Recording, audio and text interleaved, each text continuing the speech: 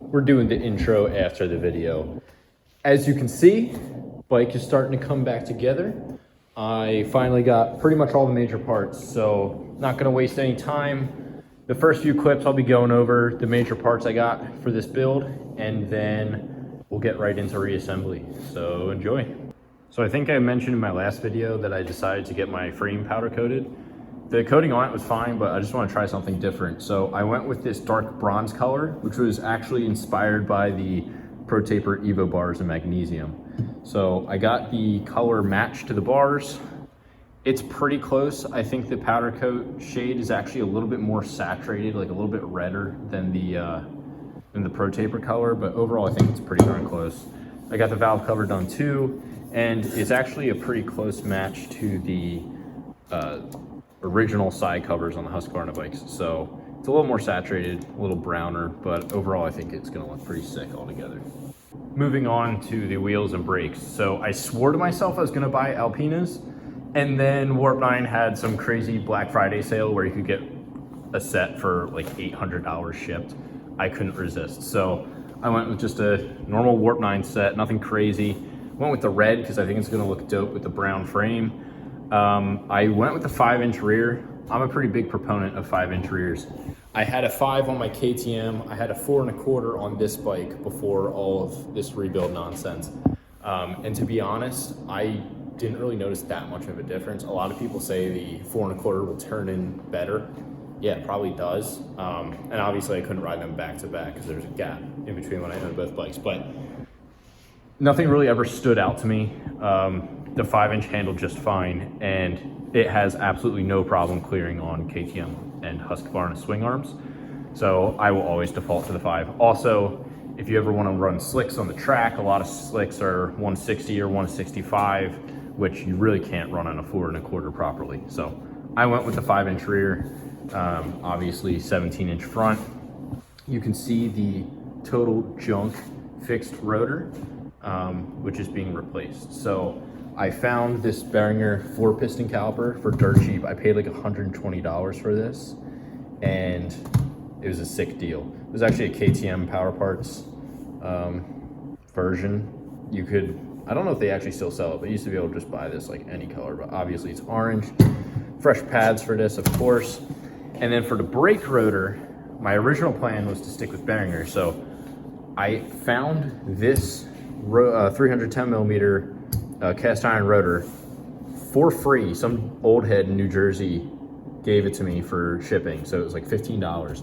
Unfortunately, this is actually for a gas, and the bolt pattern was slightly different, so I can't use this. If you have one of these bikes, I'll hook you up. I decided to go with the MotoMaster Flame front rotor. One, I didn't feel like paying $500 for the Behringer, and two, I just really don't need it. This should be totally fine for the street, and if I decide to hit the track every once in a while, it'll be fine too. It should definitely be a step up over the fixed Warp 9 rotor. Also, this is actually ordered for a FS450 or 450 SMR because the regular MotoMaster rotors are 320 millimeters, but this brake caliper is meant for 310 millimeter rotors. And for now, I'm planning on running the stock master cylinder with this. Some people say it might feel a little bit squishy, but this caliper was actually designed to be ran with the stock master cylinder. If I went to a Behringer like 14 millimeter master, it would probably be pretty stiff. I might try that anyway if I can find a good deal, but for the time being, rock the stock one. We'll see how it feels and go from there. So we can go over some of the appearance type stuff. So I'll start with the headlight mask. This is a 14 through 16 Husqvarna Enduro headlight, and this is the one that was off the bike. So originally I wanted to try to get this in red. I didn't realize that you couldn't really get KTM headlight or Husky headlight masks in just any color you wanted. So I figured I'd try black, and it turns out that they only ever offered black in Australia, and they're pretty much impossible to find, which sucks. So I decided I would go with a KTM headlight mask instead. I actually like how these look a little bit more anyway, And I chose the 17 through 19 design because it has this kind of contour here. They got rid of this in 2020. I just don't think it looks as cool. And it also came with this is an eBay special, by the way. It came with this sick LED headlight setup. It actually had some pretty good reviews, so I am optimistic. And everything, like the turn signals and stuff that I run, should swap over directly to this. For the front fender, I'm going with the Acerbis Supermoto front fender. I ran this on my KTM. I really liked how it looked. If you're one of these dudes who has a sick bike with a dirt fender, you are a clown. So I bought red and black. Originally I thought I wanted black. Now I think I want red.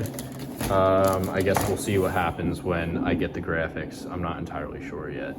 I got the whole lineup of Acerbis plastics in black, the replica plastics. So that's pretty self-explanatory.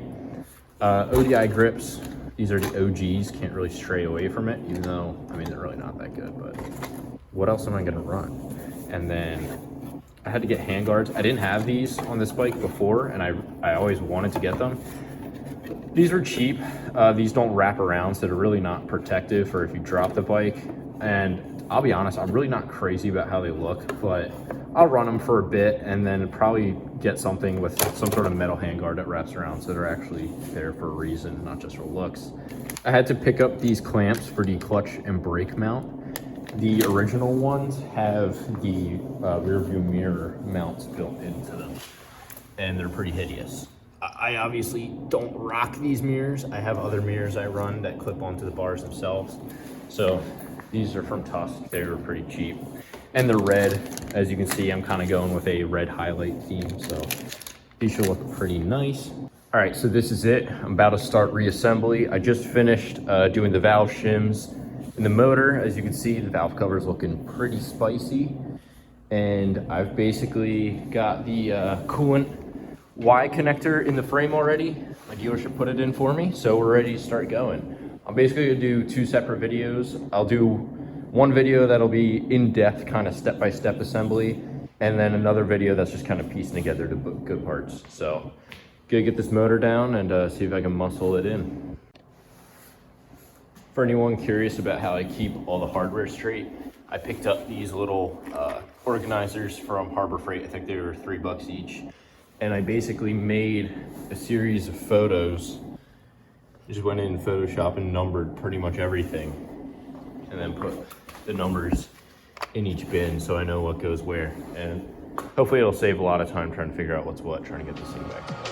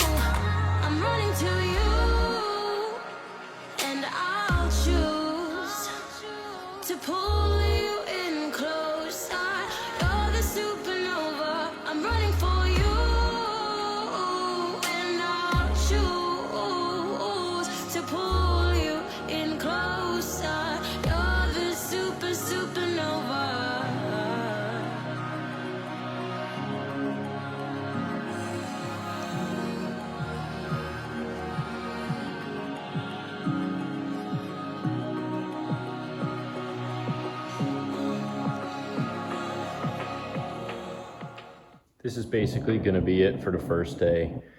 I got the trees mounted, the engine is in, the swing arm is on. I still have to torque up like the main pivot, but I'll do that later.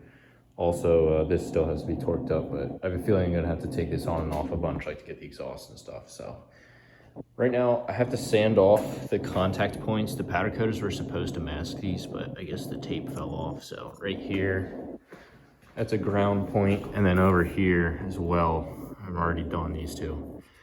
So I'm gonna call it quits.